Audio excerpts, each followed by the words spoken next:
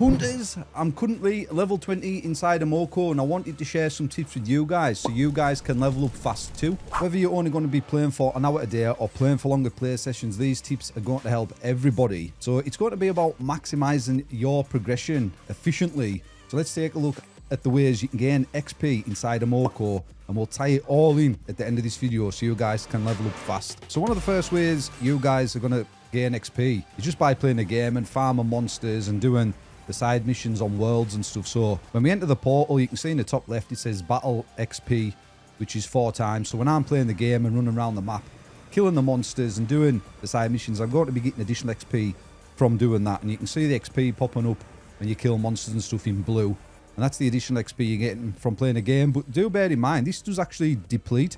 So when you play for X amount of time, this XP meter will deplete, and then you can see the clock on the right there. It says 18 hours 45 minutes for me now at the time of recording this video.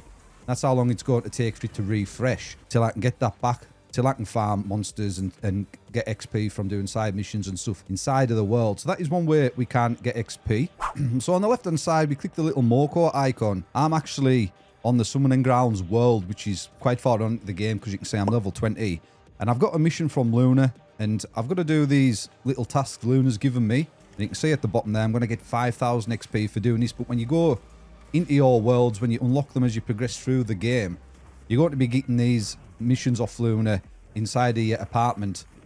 Just by clicking on the Luna tab, you can see what missions you've got to do. But like I said, it's all about doing multiple missions at once and getting as much XP as fast as possible and tying it all together. So you don't just want to be focusing on this, but I'm just going to, like I said, I'm just going to go through the ways you can get XP. And then, like I say, at the end of the video, I'm going to tie it all together. Like I said, you guys can get XP super quick. And the same actually goes for Jax, but I've got no missions from Jax. And Jax is going to give you missions, same as Luna, for doing the rifts. So you'll see a Jax icon on the left-hand side when you get them. And when you click on Jax, you'll see similar things like you're seeing with Luna. It'll be complete this rift to gain X amount of XP. But like I say, I've completed all of them. So they're not showing up for me currently. But like I say, that's just an extra way you can get XP as well by doing the rifts. So moving on to the daily jobs. And these are pretty OP. You can see the bottom left, the yellow tab is the daily jobs. And you can hold 10 of these at a time. And you can see the timer there. It says next one in 1 hour, 11 minutes. And I'm going to be populated with another job mission there. And these give pretty good XP. You can see they're going to give me 4,000 XP when I complete them, which is quite a lot of XP. And they don't take a lot of time whatsoever to complete. You just go to your portal and you can see I've got 4 jobs in Cave of Spirits. I've got to kill 60 monsters, hunt 2 smashers, kill 10 jumpers, and kill Big Red. And like I say, they don't take a lot of time to complete, but you want to stay on top of these because you can only hold 10 at a time. So if you're logging in just for a little bit of a play session, make sure you're doing these daily job quests so you're clearing out space for when the next ones refresh. So a main bulk of your XP is going to come from your projects. So if you click on the blue tab at the bottom, it's going to open your current projects. You can see right at the top, my project says Shrine Village. I've actually completed all of the projects for Shrine Village. And you're going to get a ton of projects for each world you unlock, for your gadgets, your weapons, your passive abilities for completing side missions. So this is where things get important, because as you're playing through the game, you can actually do these projects passively while you're completing your main missions. And this is what I'm saying about tying it all together and make sure you're doing as many missions and projects as you can in one go, in one sitting, to maximize that XP flow. But like I said, we'll give a quick overview at the end of the video and explain the best way to do this. But I'm just going to quickly run through the projects. So you can see for Overgrown Ruins for me, they do have 3 levels. It starts off on level 1. It'll be like hunt monsters in Overgrown Ruins. At level 1, it'll be like 1,500 monsters, say. Then when you complete that, it'll step up to level 2. Now I've got to kill 3,500 monsters. And when I complete level 2, it'll go up to like 7,500 monsters. And then once you complete that, that's that project done for Overgrown Ruins. But there's a ton to do for each world. You've got to kill monsters, hunt slashes in Overgrown Ruins, save spirits in Overgrown Ruins, hunt jumpers, destroy toxic saplings, hunt jugglers. And then when you complete all the projects for said world, you get 10,000 XP, which is quite a lot of XP in this game for a project, for completing all the projects for that world. And you can see there, we've got the same for Infested Forest, Cave of Spirits, Castle Walls. But this is where things get super interesting, and I didn't realize this till late in the game. I didn't click on And it was a grave mistake I did make, and I don't want you guys to make the same mistake. You can see you've got projects for your weapons. Deal damage with the monster slugger. Heal with staff of good vibes. And then you can come down, you can see the same for your gadgets. Deal damage with life jacket. And just as a side note as well, top tip one of my viewers actually shared with me is if you go to your gear, can you see the little white flag in the bottom right by the monster slugger? You can see it's got a little white flag on it. This means there's a active project for this weapon. So like I said, it's super important, but I'm going to tell you why just in a second. And it's also the same for your gadgets as well. You can see here, level 18 life jacket. That's got a little white flag there. So there's an active project for that. And then I go to my passives. You can see with the unstable laser, there's a white flag there. So there's a passive project for that. And why is this important? Like I say, I'm going to explain it in just a little bit. And then again as well, your passive abilities will gain you projects when you do these, complete these projects using your passive abilities. So I've got 2 there. Deal damage with unstable laser.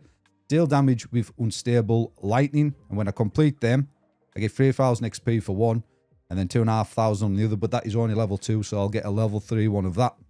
And then going further down, you've got Enter the Chaos. So you've got rifts here. You defeat dead end in 2 minutes or less.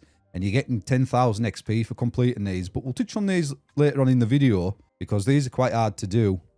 And then if you go to the bottom, you've got Patient Hunter. And then you've just got like passive quests you can do. Loot XP from monsters in any map, which is passive. So when you farm on monsters, you're going to complete that. Complete 50 daily jobs, 2,500 XP. And then protect Moco sniffers in any map. Fight alongside Luna in any map. You're just going to do these as you're farming and completing the worlds and progressing through them passively. Another little way you can earn XP as well is if you get the Moco pass, I guess. The Moco pass. It does cost a little bit of money, but you can see here, 2,000 XP there, 2,000 XP there, 2,000 XP there. You get awesome cosmetics, a few chaos kits, which you can actually select a weapon or gadget to upgrade using a chaos kit. It's random. Then you come all the way to the end. More XP, more chaos kits, more merch tokens. Complete the track to get more. And if you are going to buy these, consider using code GazTommo. Helps me out a little bit. Not an essential, but it does help a little bit because you get that little XP inside of there. So another bonus tip is you can actually get double XP on some worlds for a limited amount of time, but you'll see it pop up. So you can see from this image on this world, double XP was active. So if I go to that world and farm monsters and do things on that world, I'm going to get double XP for a short amount of time. So do keep an eye on that. If you're not going to be putting a lot of hours into playing the game, if these double XP things do pop up, you want to go to the world and take advantage of that. And also just another little side tip, which I learned playing this game. If you're going to be playing with your friends, you're going to get things done much quicker. It's much more easier because, for example, if you go to the first world, which is Shrine Village, and you're going to do your projects in Shrine Village, which I've completed. So if you go to Overgrown Ruins and you want to just focus on completing these projects, if you're with 3 of your friends, you can all go into Overgrown Ruins and all 4 of you can just run around the map in a wolf pack, which is what I've called it. You'll see why inside this video, why I've called it a wolf pack. But I call it a wolf pack. So when you go to worlds later on in the game, there's often big groups of players running around. And I just join them and I run around with them. And then I passively complete projects and quests and farm XP running around with them because there's like often 20 plus players. And we just run around in a big group, killing everything we're passing. So you're farming monsters, getting XP. I'm doing these projects passively, and I'm farming chaos cores and stuff. So it's super imperative. Top tip there, if you want to progress as quickly as you can, try and play with friends. So like I said, I want to tie this all together and explain why this is important. And this is how you tie it all together and farm XP quickly and level up quickly. So it's super important. You've got to do this. Like I say, I didn't do this till later on into my leveling campaign, if you will, for Moco. If I go to Overgrown Ruins and I want to focus on completing these projects, hunt monsters in Overgrown Ruins, I've got to kill 3,500 monsters. Instead of putting out on any old gadget and passive and weapon, what I'm going to do is I'm going to come to the bottom and then I'm actually going to see deal damage with monster slugger, and I've got to deal 1.2 million damage with that. That is at level 2. So I'm going to equip the monster slugger. Then if I come to my gadgets, I need to deal damage with life jacket. I need to do 200,000 of that for 2,000 XP. So I'm going to equip the life jacket gadget.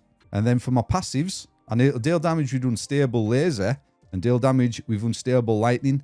So I'm going to equip them too as my passive abilities. So when I go up my wardrobe, I go up my gear, I'll equip that. I've got my monster slugger on, I've got my life jacket on, and my 2 passive abilities are active that I've got projects for.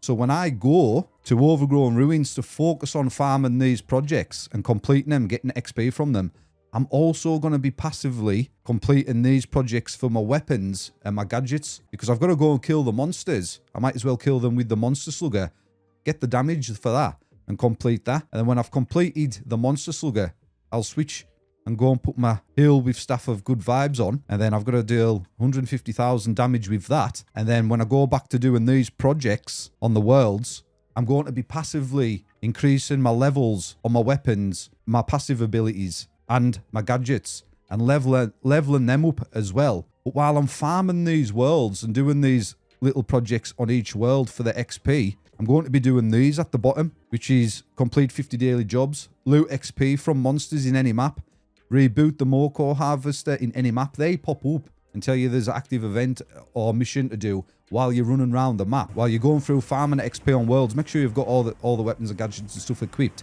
Stick to other players in a group and run around the world, killing everything in sight and do these missions. And that is probably the quickest way to level up.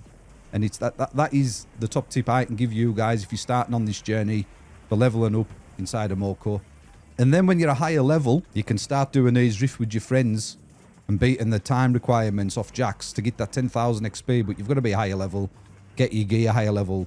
And when you're farming your missions and projects this way as well, you've got a higher chance of getting Chaos Core because you're farming more monsters quickly. And that way you can level your gear up quickly as well. So I hope this helps, because it's a question I've been getting asked a lot. What's the fastest way to level inside of Moco? That's my strategy and sort of tips on how to level up quick inside the game. Let me know what you think in the comment section down below. Catch you hunters in the next video.